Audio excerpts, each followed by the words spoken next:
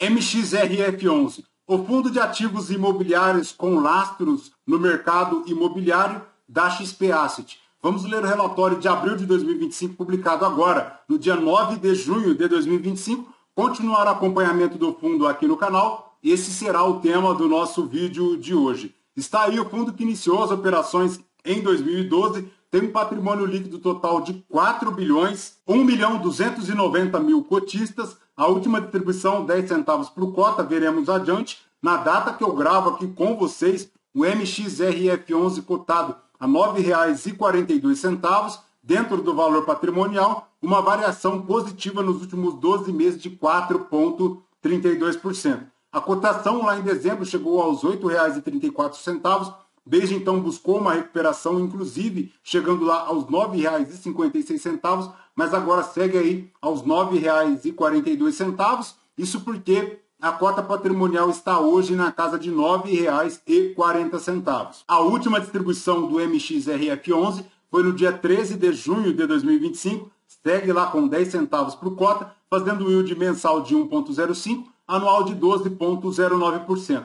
Investindo R$ 1.000 a 2 anos em MXRF11, o cotista teria hoje R$ 1.103, já considerando o reinvestimento dos dividendos. Apesar desta recuperação no mercado secundário, o MXRF11 se encontra inferior ao CDI e também inferior ao IFIX. Então, ponto de atenção aqui é a rentabilidade do MXRF11, porque no período, segundo o investidor 10, ele deu uma rentabilidade de 10,3%, o CDI de 24,64%, o IPCA de 9,54%, o Ibovespa de 17,58% e o IFIX de 11,28%. Então, em todo este período, o MXRF11 superou apenas o IPCA. Ponto de atenção aí também é a rentabilidade por parte do cotista.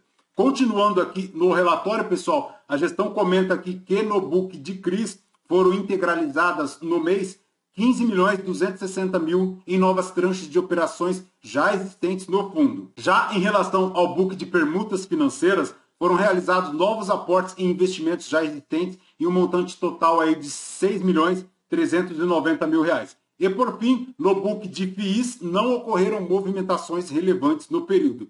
Os rendimentos ao período, segundo aqui o regime caixa, foram de 10 centavos por cota, totalizando 44 milhões. O destaque fica para o book de CRIs, com um resultado caixa de 38 milhões, enquanto o book de FIIs, um resultado de 5.490.000, e o book de permutas, um resultado de 3 milhões. Ao final de todas estas movimentações, segundo a gestão, o caixa seguido pelo fundo e dos meses de inflação, ou seja, aquela inflação acruada, o fundo possui uma reserva acumulada de correção monetária na ordem de 29 milhões, o equivalente a 6 centavos por cota. Então, nesta reserva de 6 centavos por cota, já conta aí com caixa e também uma inflação acruada dentro do fundo. Em relação à distribuição de 10 centavos por cota, realizada agora no dia 15/5, o equivalente a 108,39% do CDI no período, já livre de impostos, ou ainda 127% do CDI com a remuneração bruta de 15% de impostos. Em relação à DRE do fundo, 47.387.000 foram as receitas,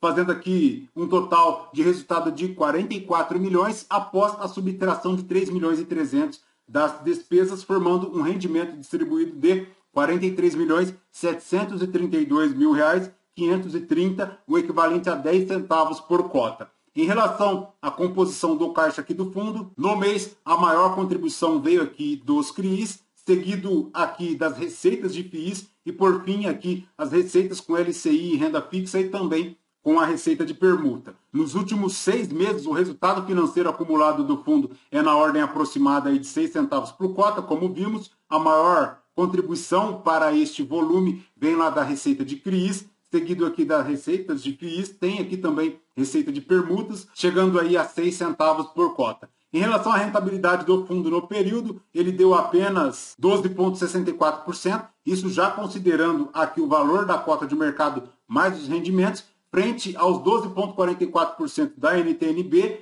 frente também aos 12,23% do IFIX. Em relação à taxa interna de retorno aqui do fundo, a cota patrimonial a R$ 9,40 e a cota mercado a R$ 9,20, ele deu um ganho de capital aí de 0,44, uma taxa interna de retorno bruta de 1,42, frente à NTNB, que foi de 3,20, ao IFIX, que foi de 3,01, uma diferença frente à NTNB negativa de 1,78% e uma diferença frente ao IFIX negativa também de 1,59%. No mercado secundário, como vimos, a cota segue lá aos R$ 9,40, formando um total aí de volume negociado no mês de abril de 2025 de 222 milhões. Em relação aqui à composição da carteira do fundo, ele tem 80,1% em CRIs, 12% em FIIs, 6,6% em permutas financeiras e 1,3% em caixa. Na carteira indexada ao CDI, correspondente a 12% do PL aqui do fundo, ele tem uma taxa média de aquisição de 2,69 e uma taxa média de marcação a mercado ao ano de 2,8. Já na indexação de IPCA e INCC, correspondente a 76% aqui do book do fundo, ele tem uma taxa média de aquisição de 8,66, uma taxa média de marcação a mercado de 10,36%. Já nos FIIs, ele corresponde aqui a 12% do patrimônio líquido do fundo, finalizando um LTV médio de 50%. Em relação à tabela de sensibilidade, a cota a mercado chegando a R$ 9,40 faz um yield IPCA de 10,01 e um yield CDI mais 2,19%. Em relação à carteira de CRIs, pessoal, foram novas aquisições no montante total de 15.260.000 em novas tranches do CRI Gavi Porto 2, Life Senior e também da série subordinada. O fundo vendeu aproximadamente 17 milhões em diversos CRIs para fazer frente às novas aquisições de ativos e dando uma continuidade à estratégia de reciclagem do portfólio, e a gestão ressalta também que possui outras operações de volumes relevantes no pipeline que serão liquidadas aí nos próximos meses, então ponto de atenção aqui também. Em relação ao portfólio de CRIs do fundo, pessoal, ele tem uma exposição de 31,45% aqui ao imobiliário residencial e 21,58% das exposições ao varejo alimentício, sendo que 85,43% estão indexadas ao IPCA, 14,54% ao CDI, formando aí 89,12% para a série única, com 1% agora vencendo em 2025, uma duration aproximada de 2% também agora para 2025.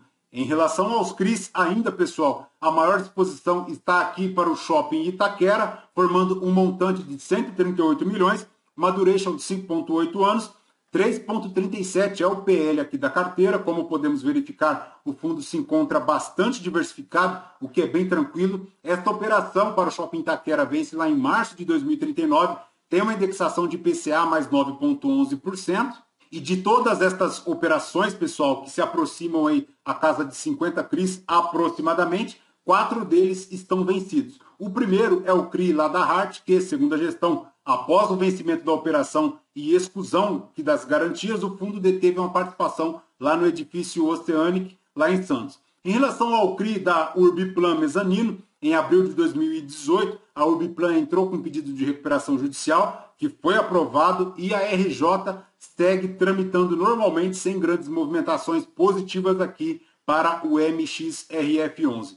E o terceiro CRI é para o Next Group, que resolveram aí avançar na execução das garantias do papel, após a morosidade da empresa nas formalizações aí e reenquadramento dos pedidos, além da realização de novas operações com outros credores que vêm sendo honradas. O Grupo Next foi notificado aí sobre este processo, mas ele tem aí nesta operação diversos imóveis, inclusive, e o MXRF11 tem aí nesta operação as garantias, como os avais de sócios na pessoa física e subsidiárias, além da alienação fiduciária das ações da SPE Capa Incorporadora Imobiliária Porto Alegre e também a alienação fiduciária de um terreno em Gravataí, no Rio Grande do Sul, avaliado em aproximadamente 17 milhões pela Colliers Internacional. Segundo a gestão, ela ressalta também que não há nenhum impacto nos rendimentos do fundo, dado que a empresa já se encontra inadimplente há mais de 2 anos, como vimos inclusive no último vídeo do fundo aqui no canal. Perfeito, pessoal? De MXRF11 é basicamente isso.